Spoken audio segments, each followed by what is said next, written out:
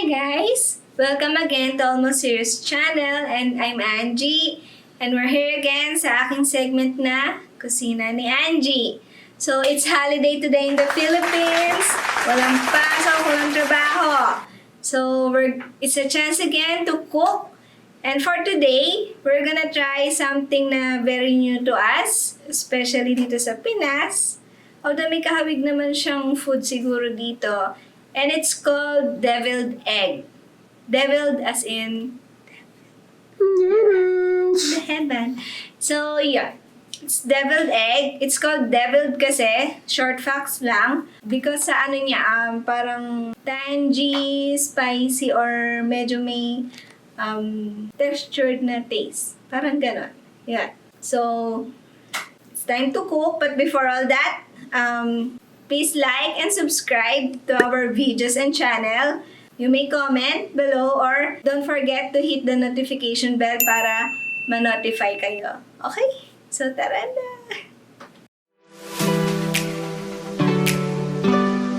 Hello again! So, andito na tayo to introduce our ingredients. So, ang star of the day, eggs. We're gonna use 8 eggs, okay? Tapos, then, ang basic na ingredients ng deviled eggs is, una, mayonnaise. Then, mustard. Yellow mustard. Tapos, pickle relish. Okay? Then, for the spices and taste, salt. Tapos, pepper.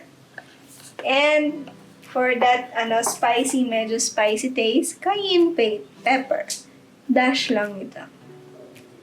Yeah. So, that's all the ingredients. So, let's cook.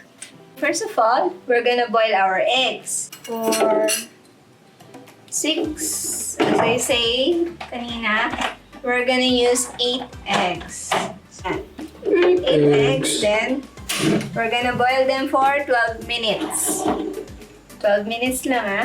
So we'll be right back. Okay? 12 minutes is up. So, I'm gonna take them off the water. Yan.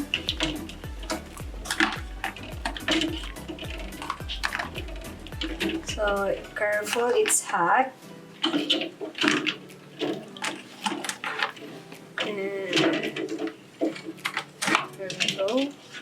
Parang di 8 yan. There's balot in there. Yun, nasamang balot. Filipino delicacy balot. Yeah. So, we're just gonna put cold water so we can stop the cooking process ng egg. Yeah. And para easier to Balat-balat. yeah. To remove the shell. To remove the shell. Yeah. Let's leave this here for a minute or 2. We're back. So after boiling and peeling the eggs, we cut it in half. So it's times 2. So here's the white eggs. Yeah, we separated na the yellow yolks. Yeah. So we're gonna mash it, then mix it with our ingredients. So yeah. Go and mash it. Yes.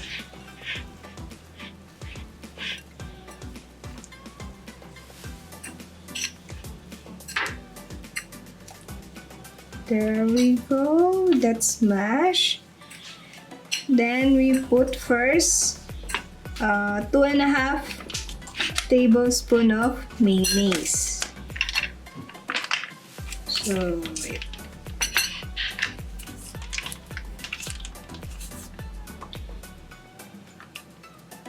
Yeah.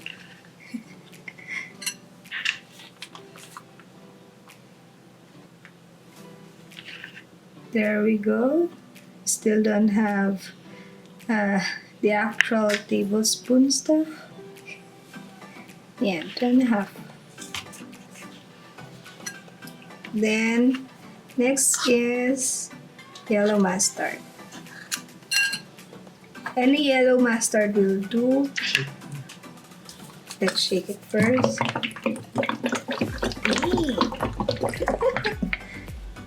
Yeah. Ilan naman yun? We're gonna use 1 tablespoon only.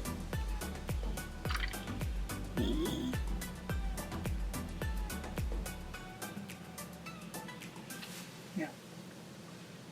And lastly, where is it? The pickles. Let's open it first. Pickle relish. Okay, we use pickle relish. Yes. There we go. We'll only use 1 teaspoon also. 1 tablespoon. So we'll just double a teaspoon since our table. Okay, we're gonna mix the egg yolks to something like this, creamy. And then we're gonna put it back on our white eggs. You can use spoons lang if you don't have the pipe thingy that you use in decorating cakes. So since we don't have that, we'll use spoon na nga. Pwede nga supot eh. Ang yelo. Subotasan mo lang. Wala rin tayo. Ayan. Just put them back inside their respective holes.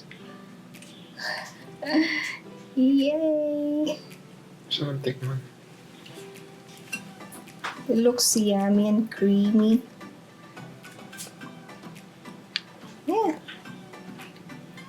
So let's just sample 2. So we're done putting all the egg yolks on our white eggs. So look at that.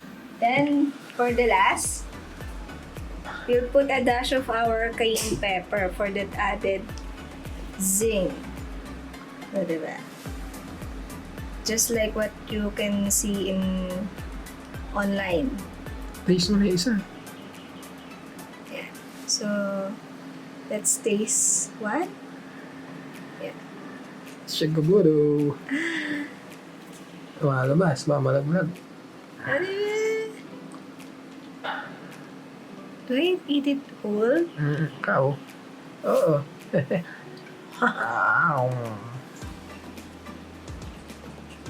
Na, yummy.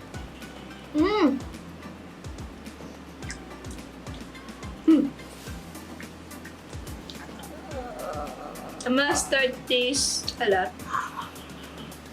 It tastes so good. So that's all for today, guys. Don't forget to like, subscribe, and click the notification bell. Thank you so much for watching. That's all. Bye.